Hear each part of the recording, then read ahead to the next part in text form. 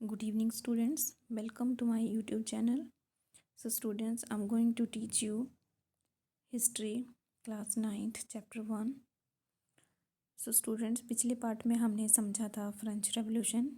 सो मैंने आपको बताया था कि फ्रेंच रेवोल्यूशन के कारण ही हमें जो है वो ideas of liberty, freedom, equality जो है वो मिले हैं.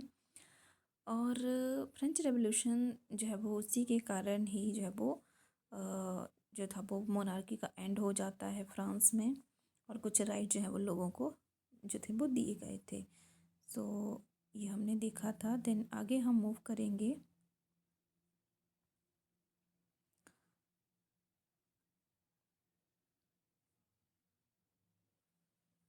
सो स्टूडेंट्स, हमने ये चैप्टर कर लिया था यहाँ तक. The French revolution on the morning of 14 जुलाई 1789. ये द डेट है, ये बहुत इंपॉर्टेंट है. 14 जुलाई 1789 जब से डायरेक्ट क्वेश्चन पूछा जाता है फ्रेंच रेवोल्यूशन कब हुआ था, तो इसको आपने लर्न कर लेना है. देन फ्रेंच सोसाइटी जो थी वो कैसी थी, तो ये मैंने आपको बताया था. First state, second state and third state, 3 state में डिवाइडेड थी. First state clergy, second state nobility and third state हमारे big businessman, merchant, court official, lawyers, peasants, artisans, ये सारे हमारे थर्ड स्टेट में थे. तो हमने देखा था लुई 16 जो कि 1774 में जो था वो किंग बना था, जो कि बर्बन डायनेस्टी से था. एंड 20 ईयर्स में उनकी शादी हो जाती है ऑस्टिन प्रिंसेस मैरी एंटोनिट से. एंड इस हमने देखा था कि जब लुई 16 फ्रांस का राजा बनता है तो उस टाइम जो ट्रेजरी थी वो पूरी खाली थी, और ऊपर से जो था बहुत ज़्यादा कर्ज था फ्रांस के ऊपर. तो ये सब हमने देखा था. और इसका एक मेन रीज़न ये भी कहा जाता है कि जो लुई 16 था और जो उसकी जो रानी थी, क्वीन थी, बहुत ज़्यादा ये लग्जरी लाइफ जीते थे. तो उस वजह से भी ट्रेजरी जो है वो खाली हो गए थे, है ना.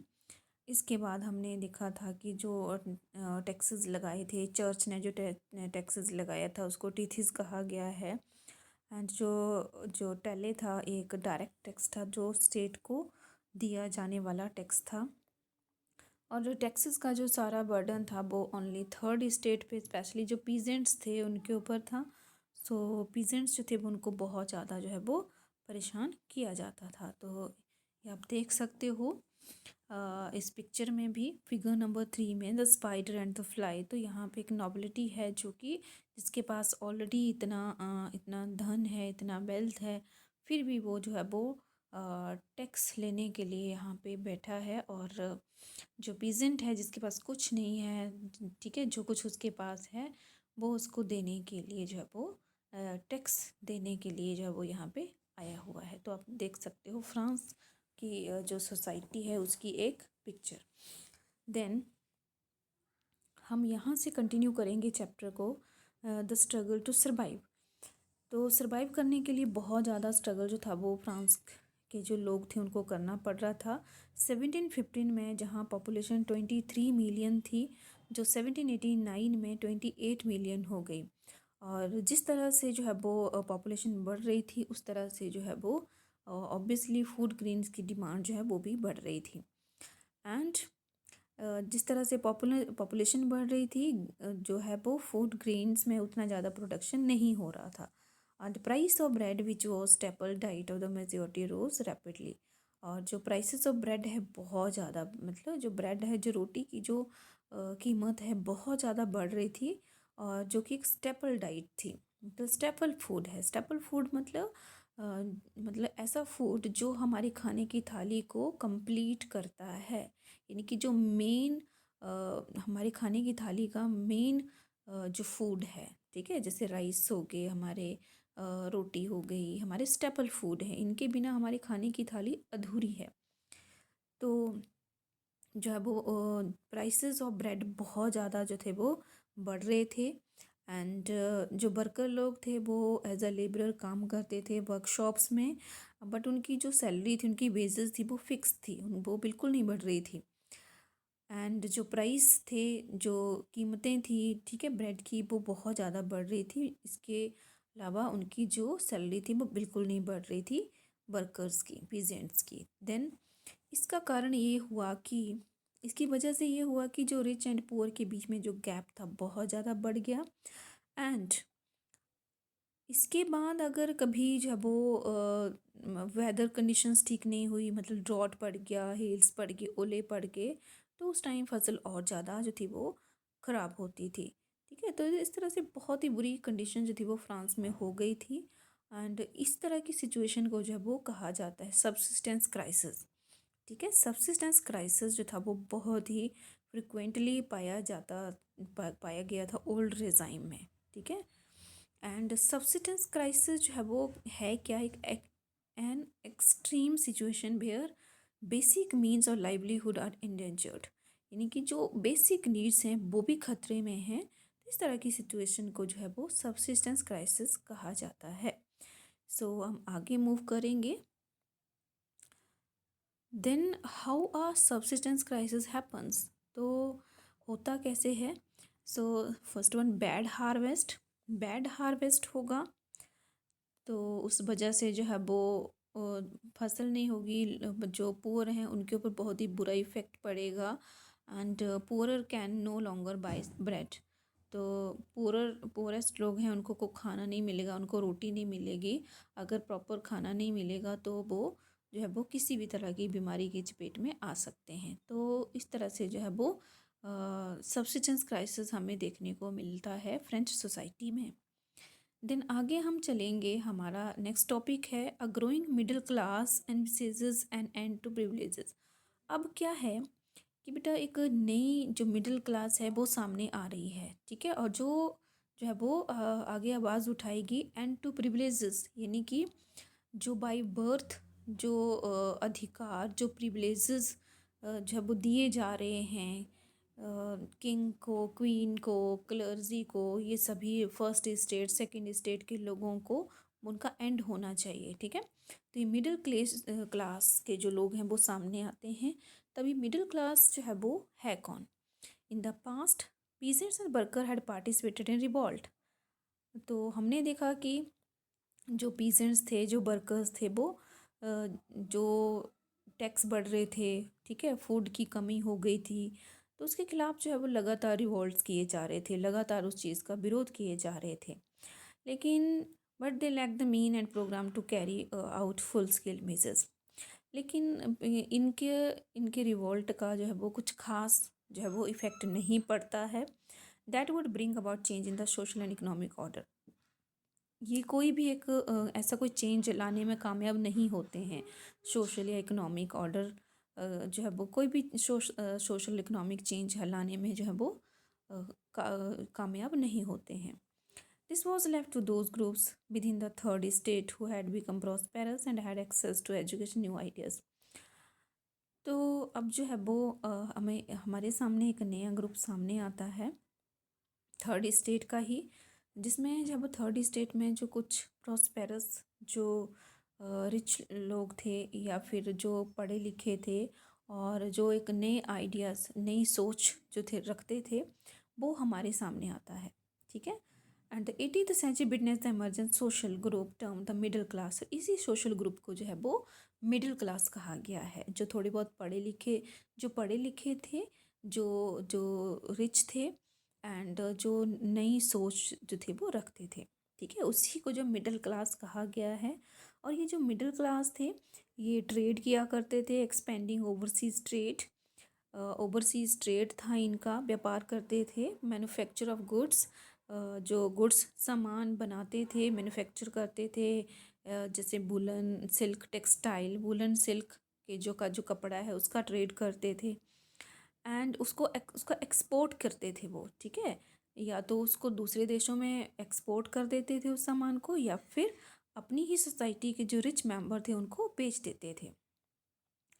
इन addition to merchant and manufacture the third state included profession, इनके अलावा इस स्टेट में, थर्ड स्टेट में और भी जो थे वो लोग थे, जैसे कि हमारे लॉयर्स हो गए, एडमिनिस्ट्रेटिव ऑफिशियल्स हो गए, ठीक है, ऑफिसर्स हो गए, ये भी जो थे वो थर्ड स्टेट में इंक्लूडेड थे, इस ग्रुप में इंक्लूडेड थे।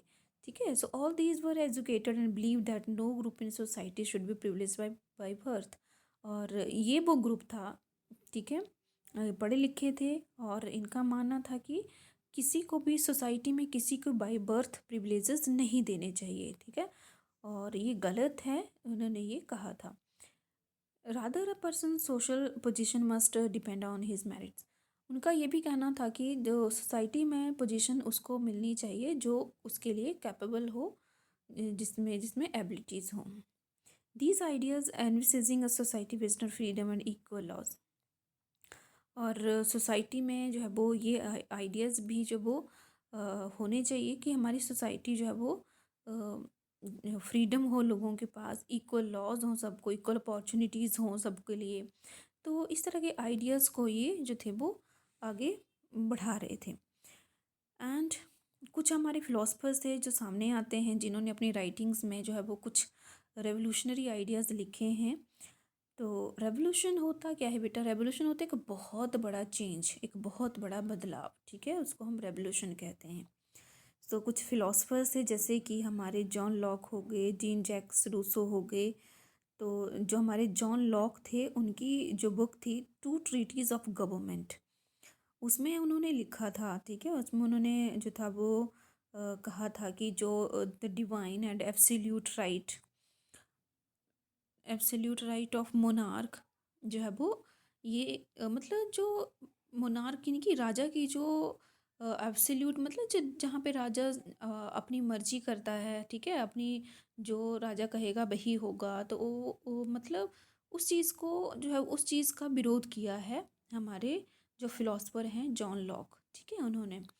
Then Rousseau carried the idea forward proposing a form of government. Rousseau का कहना था कि एक ऐसी फॉर्म ऑफ गवर्नमेंट होनी चाहिए जहाँ पे जो है वो सोशल कॉन्ट्रैक्ट, जो इनकी एक बुक भी थी, ठीक है, उसमें उन्होंने बताया था कि एक ऐसा फॉर्म ऑफ गवर्नमेंट होनी चाहिए जहाँ पे जो लोग हैं अपना रिप्रेजेंटेटिव्स जो है वो खुद चुन सकें, ठीक है, पीपल एंड देयर रिप्रेजेंटेटिव्स, मतलब अपना लीडर खुद चुन सकें और अपनी प्रॉब्लम्स जो है वो उनको बता सकें, ठीक है, तो ये रूसो के अकॉर्डिंग था। देन एक और हमारे फिलोसफर थे मॉन्टेस्क, ठीक है, उनकी बुक थी the spirit of the laws. तो उन्होंने भी कहा था कि एक ऐसी पावर ऑफ गवर्नमेंट जो गवर्नमेंट के पास, गवर्नमेंट की जो पावर है वो 3 डिविजन्स में डिवाइड होनी चाहिए, the legislative, the executive and judiciary. और ये जो मॉडल था वो यूएसए ने अडॉप्ट कर लिया था, ठीक है। यूएसए में ऐसी गवर्नमेंट थी जहाँ पे लेजिस्लेटिव भी था, वहाँ पे जो था वो एग्जीक्यूटिव भी था और जुडिशरी भी थी।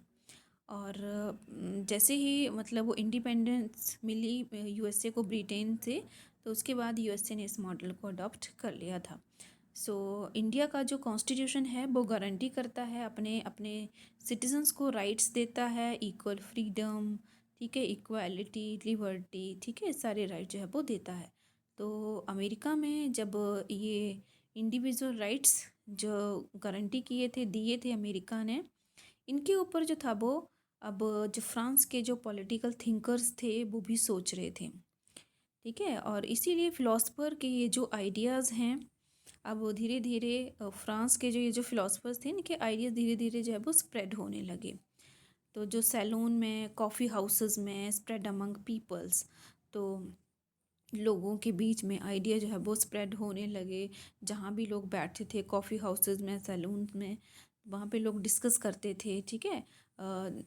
तो ये जो आइडियाज़ थे बुक्स के थ्रू स्प्रेड हो रहे थे, न्यूज़पेपर के थ्रू स्प्रेड हो रहे थे, तो लोग डिस्कस करते थे, ठीक है। सो जो लोग पढ़े लिखे थे वो बुक्स और न्यूज़पेपर पढ़ते थे, जो नहीं पढ़े लिखे थे, जो ज़्यादा पढ़े लिखे नहीं थे, पढ़ लिख नहीं सकते थे, उनको जो था वो दूसरे लोग जो पढ़े लिखे थे वो न्यूज़पेपर पढ़ के उनको इन आइडियाज़ जो थे वो उनको बताते थे, ठीक है। तो इस तरह से ये सारे जो थॉट्स थे लोगों तक पहुंचने लगे। The news that Louis 16 plan to impose further taxes to be able to meet the expenses of state generate anger and protest against the system of privileges। तो लुई 16 जैसे ही ये प्लान किया कि जब वो टैक्सेस जो है वो इम्पोज किया जाए, टैक्सेस जो है वो बढ़ाए जाएं, गवर्नमेंट जो भी गवर्नमेंट के खर्चे हैं, ठीक है, स्टेट के खर्चे हैं, उनको जो है वो पूरा करने के लिए। तो अब वो लुई 16 जो है वो उसको उनको समझ आ रहा था कि जो लोग हैं वो भड़क चुके हैं इस चीज़ से, और बाय बर्थ जो प्रिविलेजेस जो दिए जा रहे हैं इसका भी विरोध किया जा रहा है लोगों के द्वारा। ठीक है, तो लुई 16 को अब समझ आ रहा था कि हम जो हैं वो अब अपनी मर्जी लोगों के ऊपर थोप नहीं सकते। ठीक है, सो स्टूडेंट्स आज यहीं तक। नेक्स्ट चैप्टर सॉरी आगे जो हमारा चैप्टर है वो हम नेक्स्ट वीडियो में जो है वो नेक्स्ट वीडियो में आपको सेंड करूँगी। ठीक है, okay, thank you so much.